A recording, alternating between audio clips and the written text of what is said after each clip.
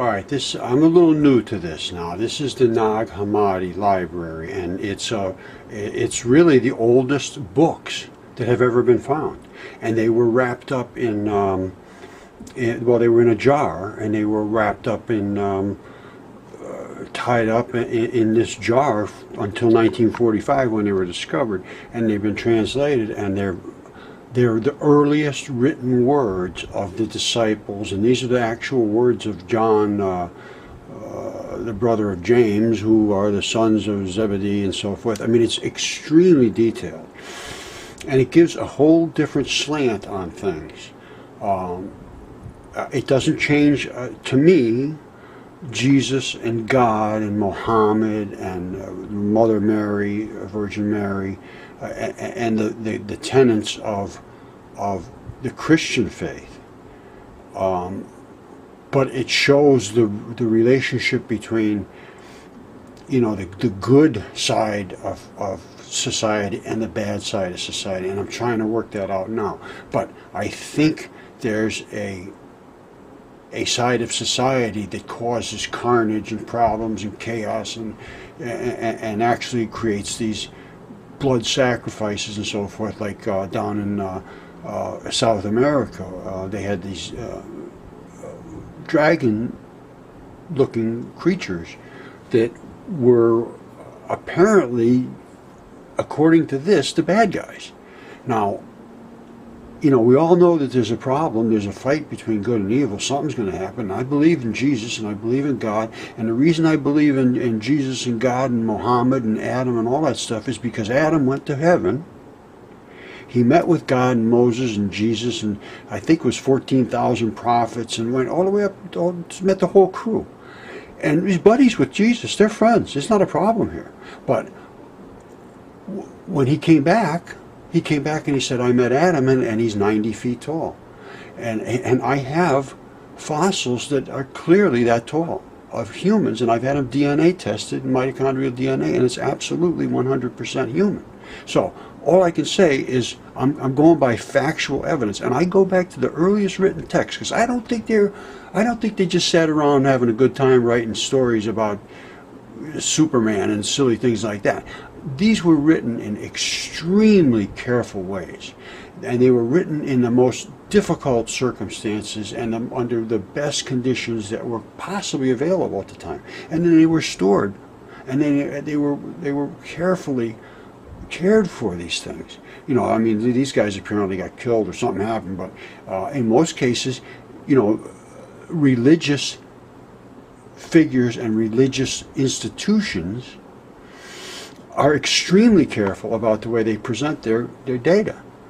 And these early works were extremely carefully written. Every word must have been chosen with meticulous care. So this is not just silly stuff writing fairy tales for the little kids.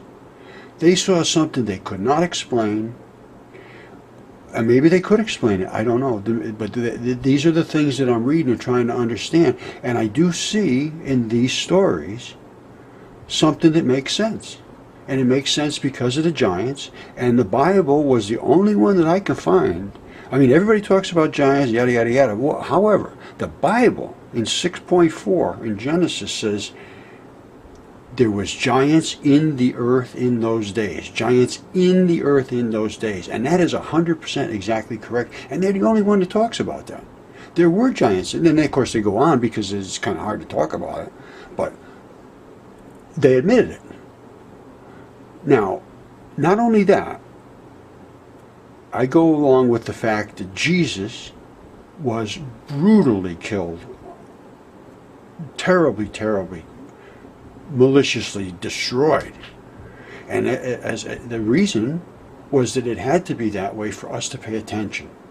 If they just took him away and locked him in a cell and he died somewhere, nobody's going to really remember that. But this is pretty serious what they did to him, and this was, I believe, an intentional decision to have it go down this way, so that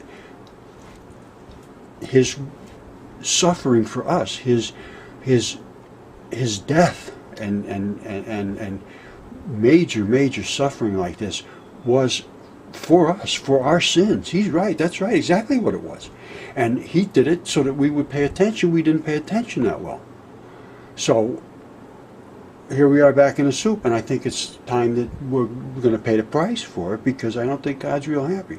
But there's going to be some kind of a conflict that appears between good and bad at the end here. Now, I have very good evidence, I feel, and I have shown this, and I have videos about it, that I have rocks here that are virtually the same rocks that are on Mars. And when I've looked at the structure of the rocks that are on Mars, with the layered rock that's there, with the layers of black and white and then red, and black and white and then red, and then they are from living creatures. And the red rust all over, the red powder, is the decayed blood.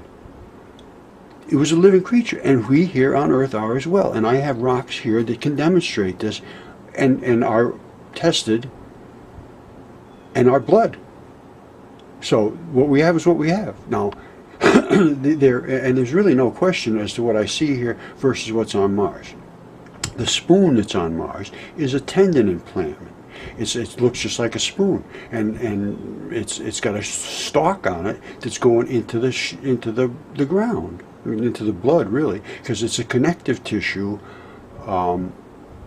in placement that is now eroded away. All the flesh is eroded away from it and turned red and dust. However, the white fabric looking stuff that converges on a triangle, and this little pin sticks out the front of it, this is a tendon emplacement, and I have them here too.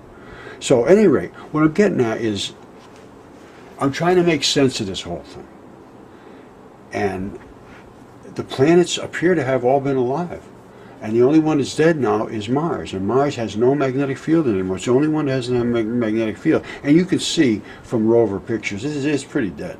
There's not much going on there. There might be something living on there, just scavenging here and there, but I don't think you're going to have, you're not growing any crops up there and having a good time, I don't think. Although, who knows? It could be underground somewhere. You just have no clue. I mean, things are all up for grabs now for me. Once I found these giants, and absolutely 100% proved with the mitochondrial DNA, the specific size of them, I mean, the anatomical structure, the concentration of elements and molecules, like in the skin, it's 50 times the silicon that's in any other part of your body, and it's because it protects you from, and this is exactly what I'm finding. And then in the fascia, I have the fascia, the fabric, it's identical. Everything's correct here. Now, I'm going to do some other videos about this, but I'm just going with this. I'm looking at this Gnostic text because this is the earliest written word.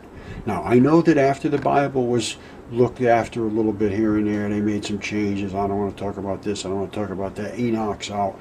This thing here has a lot of stuff that's very, very strange and very difficult to understand. So I'm working at it. I mean, I don't know what I'm doing really. I'm just trying to understand it, and then I'll just see if I can say to you what I think I find. And if it's something that you think makes sense, well, God bless you. Because I'm right now, my feeling is God, Jesus, Mohammed, Virgin Mary, all true and absolutely verifiable. Virgin Mary showed up at the Lady of Fatima, announced she was going to be there. 70,000 people showed up, and sure enough, you read what happened. Eyewitnesses, and blow your mind. Blow your mind. It poured rain. They were all in the mud. It was a disaster. They were screaming at these kids that said this, don't worry, she's going to be here. All of a sudden the sun came out and did insane things, dove toward the earth. They all dove in the mud. When they went back up after 4 minutes, and this is 70,000 eyewitnesses, they all got up dry as a bone, not a speck of dirt on them. The surface of the ground was all restored to dry and good. From 70,000 people in a sheep field. You just think about what that would look like in a pouring rain. All right, so I say that's a winner right there.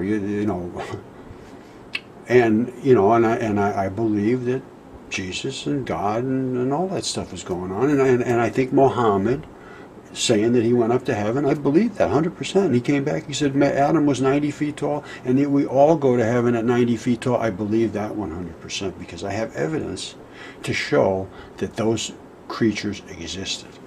Absolutely proof. So, anyway, that's what I'm going from here, and I will be in touch.